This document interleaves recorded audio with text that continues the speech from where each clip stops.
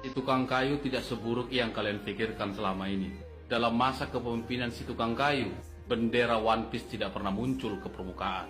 Blok Rokan, Chevron, Freeport, Indonesia menjadi pemilik yang seutuhnya. Masa pemerintahan sang tukang kayu juga, Blok Ambalat, tidak ada kompromi, tidak ada negosiasi. Itu adalah milik Indonesia.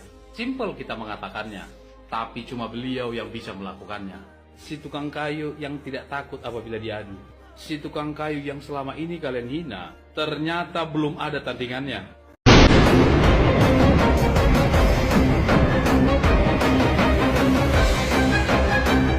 Seorang pria asal Makassar, Sulawesi Selatan bernama Tony Lamba Pasaribu mengkritik keras kebijakan Presiden Prabowo Subianto Kamis 14 Agustus 2025. Pria yang berprofesi sebagai lawyer ini bahkan berani menyebut Prabowo adalah presiden paling bodoh sepanjang sejarah. Wah, berani sekali ya bapak ini, nggak takut dipidana apa? Nah guys, ternyata Tony ini nggak takut dipidana, karena dia bilang tahu aturan soal itu. Artinya Prabowo tak bisa mempidana dia. Tony juga menyebut dia menyesal memilih Prabowo jadi presiden. Katanya macan Asia, ternyata cuma omon-omon belaka, ujar Tony. Nah guys, coba kita dengar kritikannya berikut ini dan silahkan komen. Presiden Republik Indonesia yang digadang-gadang sebagai macan Asia, ternyata hanya macan ompong yang memelihara kucing. Segala kebijakan-kebijakan yang dikeluarkan oleh pemerintah kita sekarang ini ternyata tidak berpihak kepada rakyat dan hanya omon-omon. Negara kita negara yang sumber daya alamnya itu sangat luar biasa banyaknya. Mulai dari tambang minyak, emas, nikel, batu bara, gas bumi, dan lain sebagainya, termasuk hasil hutan.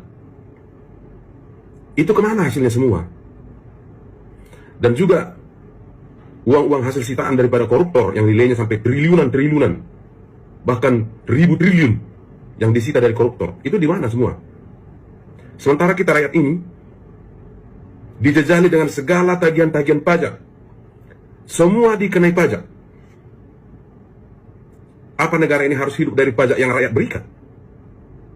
Ini tidak adil. Dalam pemerintahan Prabowo sekarang, ternyata kita tidak menemukan apa artinya seorang pemimpin negara yang bijaksana. Ternyata hanya pemimpin yang bodoh, yang menjual data dari rakyat Indonesia ke luar negeri, yang akibatnya nanti sangat rentan terhadap manusia-manusia tidak bertanggung jawab terhadap akun-akun rakyat Indonesia, apalagi yang berhubungan dengan masalah keuangan atau bank. Bisa ditutup orang bank apa kita rekening kita.